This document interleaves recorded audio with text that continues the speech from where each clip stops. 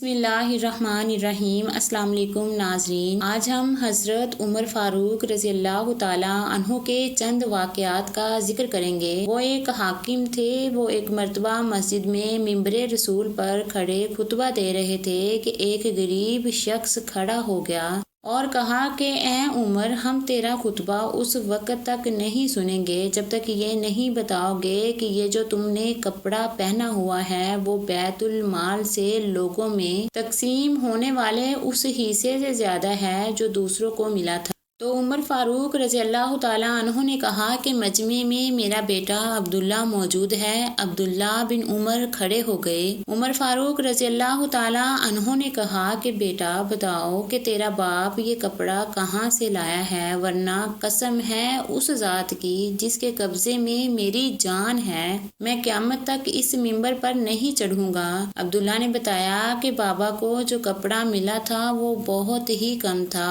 اس سے ان کا پورا کپڑا نہیں بن سکتا تھا، اور ان کے پاس جو پہننے کے لیے لباس تھا وہ بہت خستہ حال ہو چکا تھا، اس لیے میں نے اپنا کپڑا اپنے والد کو دے دیا۔ ابن سعد فرماتے ہیں کہ ہم لوگ ایک دن امیر المومنین کے دروازے پر بیٹھے ہوئے تھے کہ ایک کنیز گزری۔ بعض لوگ کہنے لگے یہ باندی ہے۔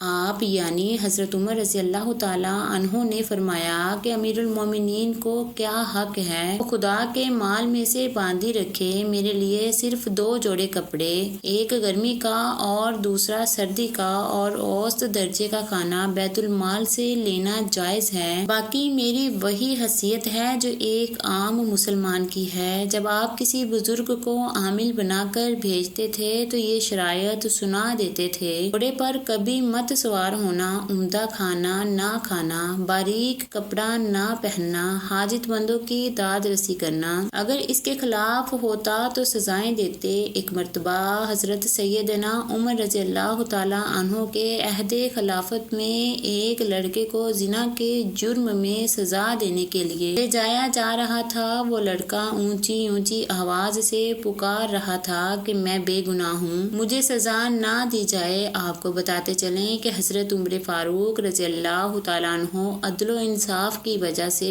بے حد مشہور تھے۔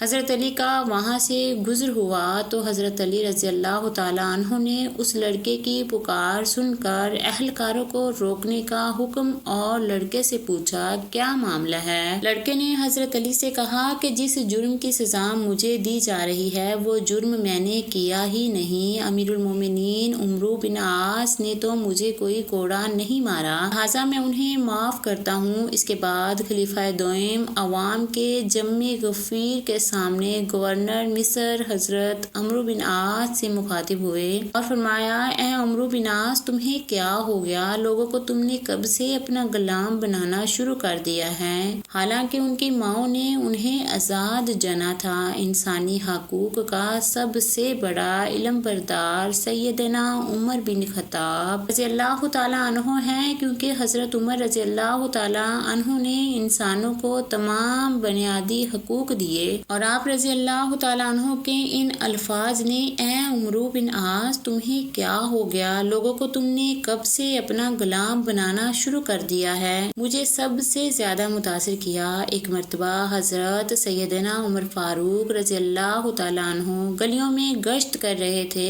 کہ ایک بوڑھی عورت آپ رضی اللہ تعالیٰ عنہ سے ملی۔ اس نے شکوہ شروع کر دیا کہ میں بہت پریشان ہوں، میرا کوئی پرسان حال نہیں، خلیفہ میرا خیال نہیں رکھتا، میری خبر گیری نہیں کر رہا۔ وہ عورت نہیں جانتی تھی کہ یہ شخص جس میں بات کر رہی ہوں وہ مسلمانوں کے خلیفہ ہیں۔ حضرت عمر رضی اللہ تعالیٰ عنہ نے اس عورت سے پوچھا کہ اماں جی، آپ نے حضرت عمر کو اپنے حالات سے آگاہ کیا ہے کبھی؟ اس پر عورت نے جواب دیا کہ میں کیوں بتاؤں۔ حضرت عمر رضی اللہ تعالیٰ عنہ نے کہا کہ اماں جی، اگر آپ عمر کو نہیں بتائیں گی تو عمر کو کس طرح علم ہوگا اور آپ کا مسئلہ کیسے حل ہوگا؟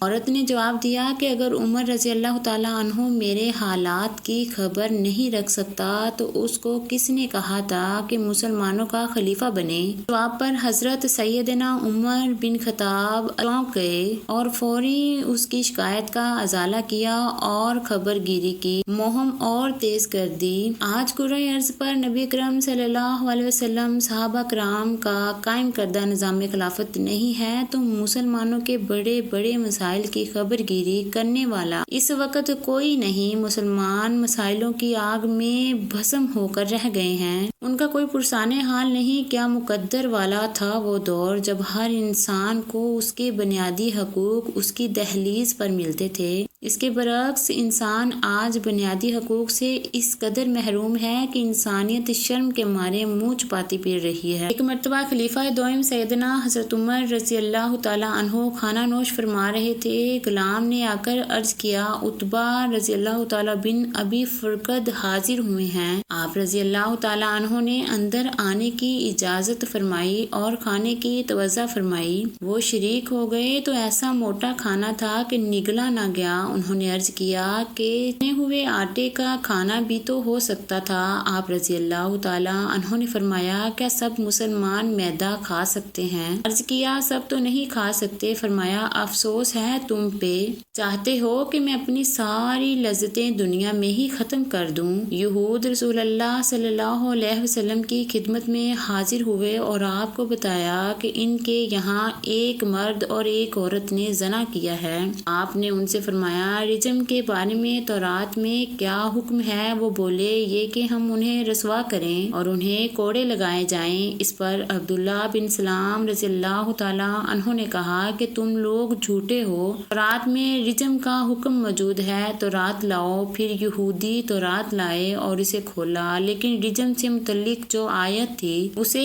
ایک یہودی نے اپنے ہاتھ سے چھپا لیا اور اس سے پہلے اور اس کے بعد کی عبارت پڑھنے لگا۔